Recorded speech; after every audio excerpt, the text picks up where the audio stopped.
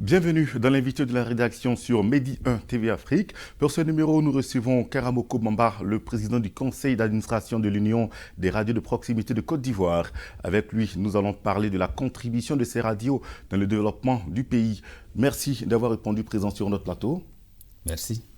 D'entrée de jeu, on est tenté de vous poser cette question. Quelle est la différence entre la radio de proximité et les autres catégories de radios ? Alors, la radio privée non commerciale, comme on le dit en Côte d'Ivoire, est une radio proche des populations, proche des communautés. Et elle a un cahier de charge qui fait d'elle, elle a une zone de couverture qui n'excède pas généralement 80 km de rayon. Et ça, c'est un. Et des deux, elle est à but non lucratif parce qu'elle est portée d'abord soit par des collectivités ou par des associations qui sont eux-mêmes par définition à but non lucratif. Donc ce sont des radios qui sont créées par la communauté et pour la communauté. Contrairement à une radio commerciale par exemple, qui est une entreprise mise en place par des actionnaires et qui a un but commercial, ou encore une radio nationale qui a une couverture nationale, ou encore une radio institutionnelle comme la radio de la paix. Donc la différence, c'est que ce sont des radios créées par la communauté, pour la communauté. Elles sont à but non commercial et elles servent les intérêts de la communauté. D'accord. On a connu une floraison de radios de proximité à la fin des années 90. Quel bilan faites-vous des actions de ces radios sur le terrain après toutes ces années? Alors, ces radios, leur mission principale, c'est d'accompagner le développement local. Et je pense que de ce point de vue, des 52 radios en 1998, nous sommes aujourd'hui à près de 200 radios. Ça veut dire que les communautés ont senti le besoin d'avoir des porte-voix. Et ces radios-là, pour le bilan que nous faisons, apportent beaucoup à la communauté parce qu'elles servent de moyens de communication, d'abord entre les membres de la communauté, ensuite entre les administratifs, les représentants de l'État, les gouvernants, les élus locaux et la communauté. Donc, ce sont des radios qui aident la communauté à avoir des informations sur la santé, sur l'éducation, sur tout ce qui contribue véritablement au bien-être de la communauté. Donc, pour nous, le bilan, il est positif déjà, de par le nombre de radios créées aujourd'hui par les communautés et de par leur impact sur les différentes communautés. Vous croyez avoir accompli vos différentes missions? Ah non, pas nous. Disons que les communautés reconnaissent elles-mêmes que ces radios-là, je vous ai dit, des 52 radios en 98 à près de 200 radios aujourd'hui, c'est parce qu'il y a eu un besoin de communication au niveau de la communauté. Si elles ont créé davantage de radios, c'est parce qu'elles ont compris que ces radios-là leur apportent un bien-être. Donc, ce n'est pas nous qui le disons, mais ce sont les réalités du terrain qui disent que ces radios-là contribuent efficacement au bien-être de la communauté sur le terrain. Et là, vous venez d'être élu président du conseil d'administration de l'Union des radios de proximité de Côte d'Ivoire. Cela a été fait au dernier congrès de cette union-là. Quels sont les défis majeurs qui vous attendent, Karamoko Bamba? Alors déjà, il faut dire que moi, j'étais président du conseil exécutif. Donc, en réalité, celui qui est au nom de l'Union, c'est le président du conseil exécutif. Alors, je suis passé au conseil d'administration. Et la mission du conseil d'administration, c'était un organe de contrôle. Parce qu'il y a l'Assemblée générale, il y a le conseil d'administration, il y a le conseil exécutif, il y a le commissariat au compte. Le conseil exécutif est là pour appliquer les décisions prises par l'Assemblée générale. Et le conseil d'administration, qui est composé de 7 membres que moi je dirige, est là pour veiller à l'application des décisions prises par l'Assemblée. Donc notre défi aujourd'hui, c'est justement de suivre le conseil exécutif qui va agir pour le compte des membres de l'association. D'accord, Président. Il y a plusieurs radios qui émettent en Côte d'Ivoire de manière illégale, on va dire, qui n'ont pas de véritable autorisation.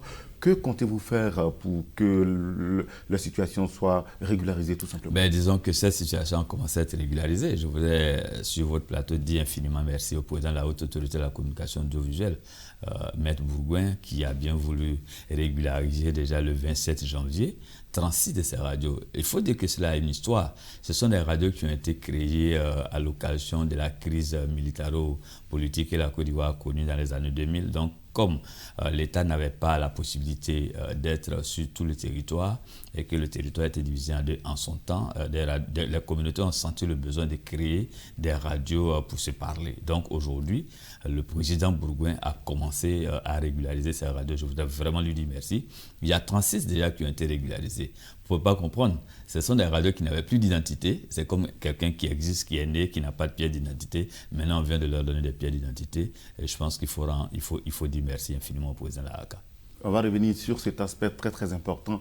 Comment s'effectue de manière concrète le développement par les radios de proximité? Alors, le développement par les radios de proximité, c'est d'abord que la radio, elle donne la parole aux communautés. Je vous l'ai dit, elle est créée par les communautés pour les communautés. Une communauté sans le besoin de créer une radio pour pouvoir justement contribuer à l'information de proximité. Donc, la radio, à travers des émissions, à travers des plateaux, à travers tout ce que vous pouvez imaginer comme genre radiophonique, donne la parole aux communautés qui s'expriment à travers la radio.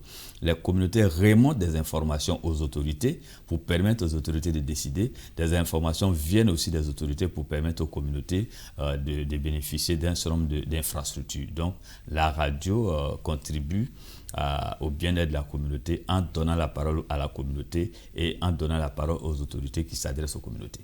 Président Bamba Karamoko, quelles sont les réelles difficultés que vivent les radios de proximité en Côte d'Ivoire? Nos difficultés, elles sont connues par nos radios. C'est d'abord des questions de formation que nous essayons de gérer parce que nous avons absolument besoin de renforcer les capacités des animateurs des radios. C'est une première difficulté qu'on cherche à régler. Ensuite, il y a le matériel.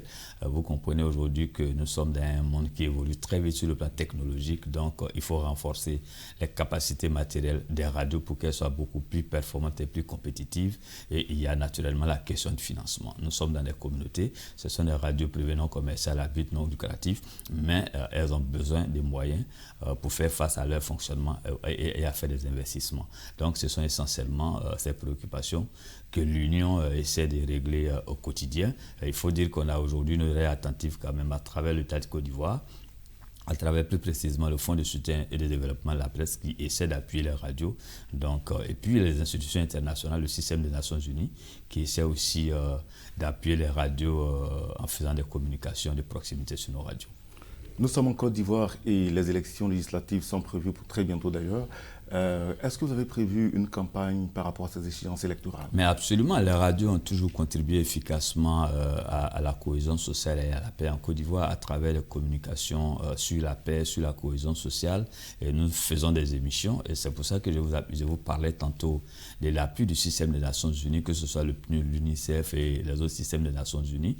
Donc nous travaillons en synergie avec les autorités locales justement pour rapprocher la communauté, pour expliquer. Nous, on ne sait pas de la politique qu'on fait. Non, mais nous donnons des informations sur comment les élections doivent se passer, aussi le pourquoi des élections, sur la nécessité pour les citoyens d'aller voter. Voilà, donc on fait la sensibilisation et comme on le dit, nous faisons des campagnes de sensibilisation, d'éducation et de formation pour que la communauté, pour que les populations aillent à des élections apaisées, à des élections consensuelles et on leur explique le processus électoral. Voilà.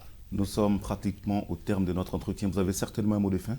Mais bien sûr, c'est déjà de vous dire merci et de dire que les radios de proximité constituent aujourd'hui un média très important pour la communauté parce que vous convenez avec moi que tous les décideurs parlent pour le compte et au nom des communautés. Et donc, nos radios sont c'est le média le plus proche de la communauté. Donc, tout ce qu'on peut souhaiter, c'est que la communauté continue de soutenir nos radios, c'est que les États continuent de soutenir les radios, parce que justement, ces radios-là, pour nous aujourd'hui, c'est la voix de la communauté et c'est par elle qu'il faut passer pour aider effectivement les communautés à accéder à des infrastructures de base. Nous ne pouvons que vous dire merci d'être passé sur le plateau de Medi 1 TV Afrique. Merci à vous. Très chers téléspectateurs, c'est la fin de l'invité de la rédaction. Merci de nous avoir suivis. On recevait pour vous Bamba Karamoko, le président de l'Union des radios de proximité de Côte d'Ivoire, le président du conseil d'administration de l'Union des radios de proximité de Côte d'Ivoire. Merci de nous avoir suivis une fois de plus. Bonne suite des programmes sur Medi 1 TV Afrique.